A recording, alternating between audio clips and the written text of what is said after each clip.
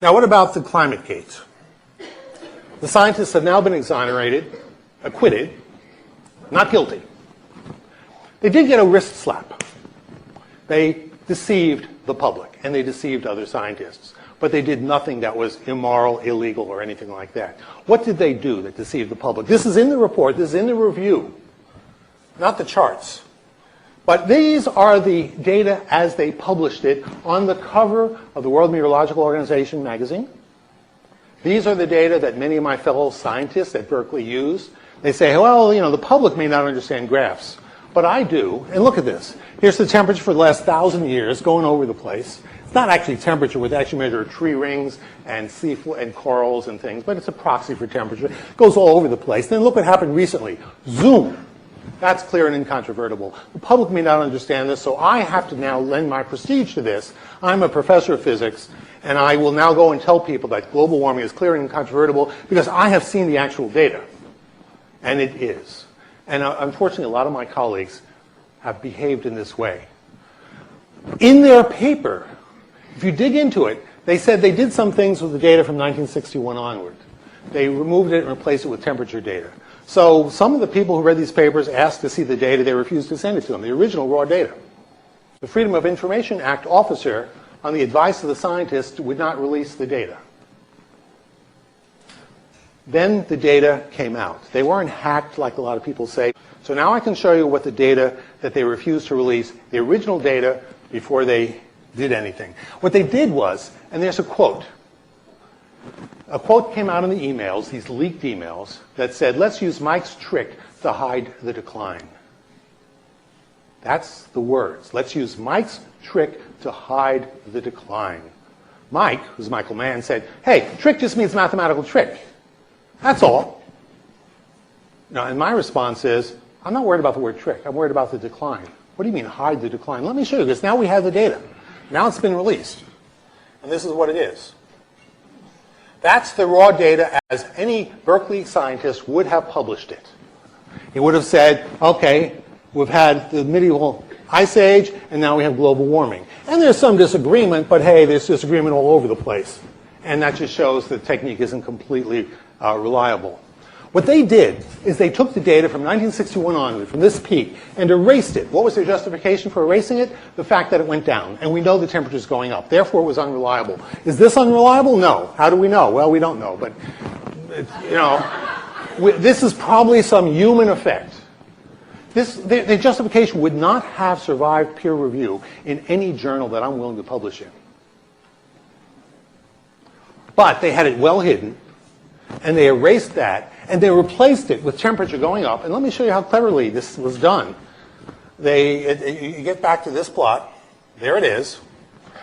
They added the same temperature data to 3 different plots, giving you the illusion that there are 3 different sets going up. And they smoothed it. This temperature changes smoothly. If they hadn't smoothed it, you might have noticed, oh, wait a minute, what's the change going on right there? Why is it abruptly different?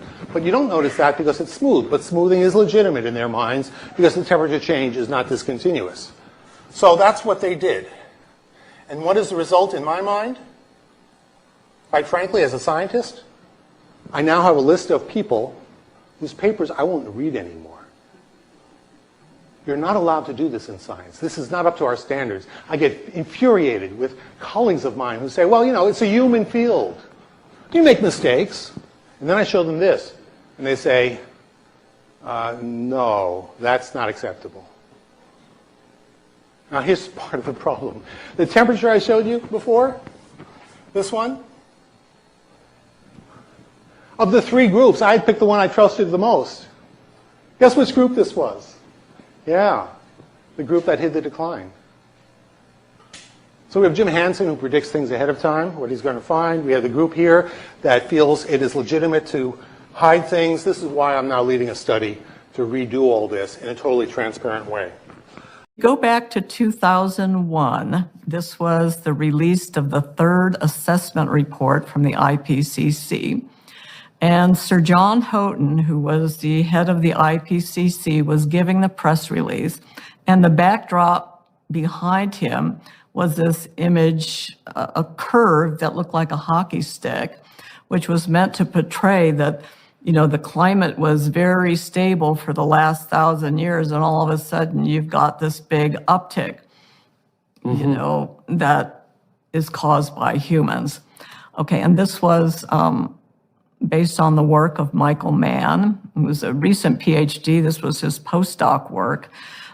Before the ink was dry on his PhD, he was appointed a lead author of the IPCC, which was a fairly unusual move to appoint someone. No, that's an insane move. You're a neophyte. You're a beginner when you do a PhD and a postdoc. So the fact that Mann's work got so much attention is it's an aberration in the process. The Mann's graph showed this uptick in climate transformation that was attendant on human industrial activity, but he picked a very narrow time frame and a very particularized scale so that this maximized the psychological impact of the graph. Mm-hmm. Right after that, this was viewed by a mining engineer, Steve McIntyre, said, hockey stick, I've seen these things. This is usually a con game trying to get somebody to buy mining stocks. He says, then he got intrigued. He wanted to look at the data.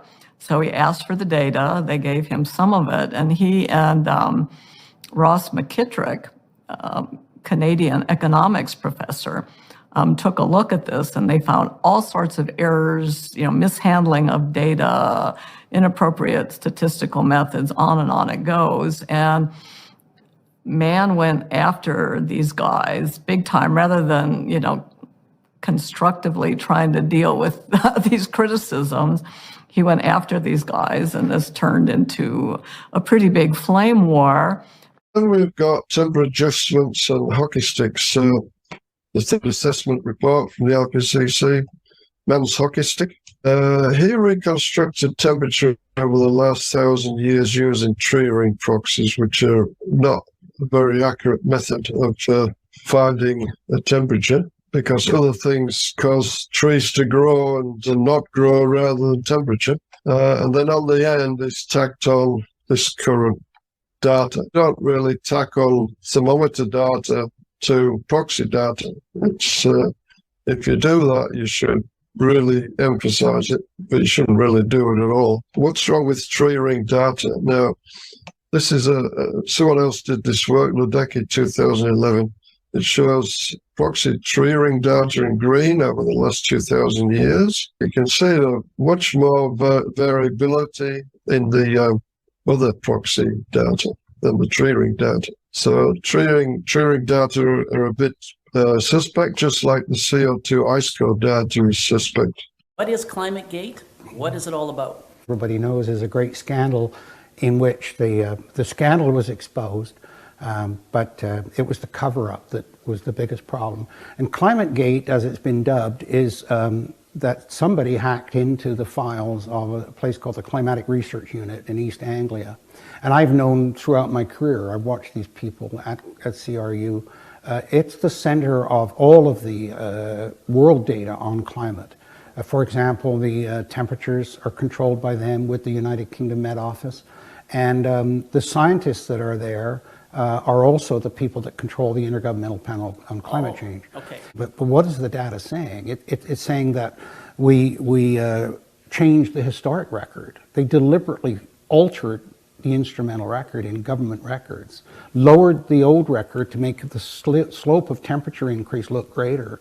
They blocked people seeking information on Freedom of Information Act. To the point where in one email they say if they really push this, we'll destroy the files, which of course in itself is illegal in Britain. And of course what it does is it shows that all of the information that these IPCC reports that they're based on was cooked, falsified, manipulated, but it also shows the pattern of how people that dared to question were deliberately isolated and attacked, to the point where they actually got an editor of a journal fired. They talk about how they do it. They say, well, they've got the connections and the power and so on. It's not even a smoking gun in terms of what went on. It's an atomic bomb. What are these people saying that have been caught? And then there's denial. They're in the denial stage right now. And of course that, like with Watergate and all these things, that's where the cover-up comes in. So I've got to deny this, we've got to cover up, oh, this is insignificant, not important. Unless you understand what they're saying in the emails and understand the science, they can get away with that to some extent. What is the peer review process for these reports that are coming out from the panel? Well, just how many scientists are really involved in signing off on these, and what is the consensus among them? The majority of them are not in climate science at all, who are mostly bureaucrats, by the way, appointed by their governments, not in climate, so Environment Canada people go. And I wouldn't even consider somebody like, I won't mention any names, but somebody who was a computer modeler. They're not climate scientists, but they have great authority. And that's when you cut the numbers down, and John McLean's done a very good analysis of this, there's probably only about 12 or 13 people that are actually enough qualifications to even consider what they're doing and what's going on. They control the whole process. You know, you haven't got all of the scientific community involved in this. They chose who the reviewers were, and they also said, no, we'll ignore that reviewer. Yeah, there's a point there, and we'll make it look like we're being democratic in this. It was absolutely phony. But also, and I got suspicious of this almost 30 years ago when they started saying, oh, well, you've only got to look at peer review science. We now know that they were not only publishing together, but they were peer reviewing each other's work. I mean, it's corruption on a massive scale. And then it got to the point where people were promoted and eulogized within the university system. And of course, all of that went to funding people that were promoting and supporting the theory when in fact, as good scientists should be doing, you should be questioning and trying to show that the theory is wrong. So there was an enormous bias with this funding, and the funding is very much how the control was achieved. Then, of course, what's happening is as you start to lose control of your position, you increase the attacks on people, the personal attacks. The other thing is, of course, they've got to make increasingly extreme claims, and the alarmism. And one of the things that I learned through my career, having dealt with extremists through my career, is that I try to figure out what's the role of extremists. I am a geologist and geophysicist. I have a bachelor's degree in geology from Indiana University and a PhD in geophysics from the University of Utah. My field of specialization in geophysics is temperature and heat flow. In recent years, I have turned my studies to the history and philosophy of science. In 1995, I published a short paper in the academic journal Science. In that study, I reviewed how borehole temperature data recorded a warming of about 1 degree Celsius in North America over the last 100 to 150 years. The week the article appeared, I was contacted by a reporter for National Public Radio. He offered to interview me, but only if I would state that the warming was due to human activity. When I refused to do so, he hung up on me. I had another interesting experience around the time my paper in Science was published. I received an astonishing email from a major researcher in the area of climate change. He said, quote, "We have to get rid of the medieval warm period," unquote. The medieval warm period was a time of unusually warm weather that began around 1000 AD and persisted until a cold period known as the Little Ice Age took hold in the 14th century.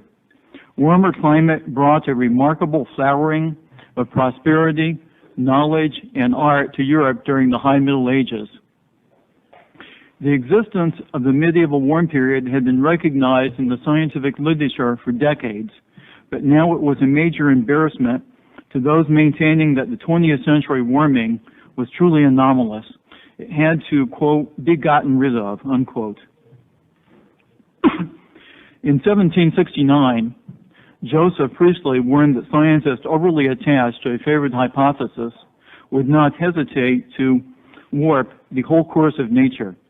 In 1999, Michael Mann and his colleagues published a reconstruction of past temperature in which the medieval warm period simply vanished.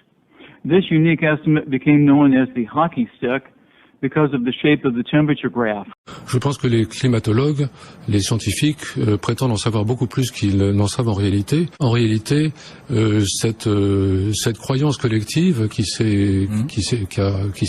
n'a fait que croître et embellir au cours des 20 dernières années et repose largement sur du sable. C'est une cathédrale. Vous me dites carrément une croyance collective, là où pour beaucoup de climatologues ou scientifiques c'est une vérité avérée aujourd'hui. Oui, mais là c'est vraiment une erreur de leur part. C'est essentiellement une croyance collective. Notre société est traversée de croyances collectives, et aujourd'hui la croyance, nous avons envie de croire, nous avons le désir de croire que le climat se réchauffe et que l'homme en est responsable. Et en particulier, les émissions de gaz à effet de serre ne vont pas finir par peut-être dérégler le climat, mais pour l'instant, il n'y a pas de preuve que ce soit le cas. Là, vous êtes en train de saper, on va le dire franchement, le travail d'une bonne partie de la communauté scientifique aujourd'hui, voilà, qui, d'après vous, serait dans la passe, soit sciemment, soit pas du tout, finalement. C'est ça qu'il faut comprendre dans ce que vous nous dites. Oui, soit sciemment, soit pas du tout. J'ai tendance à penser que cette focalisation sur la question du climat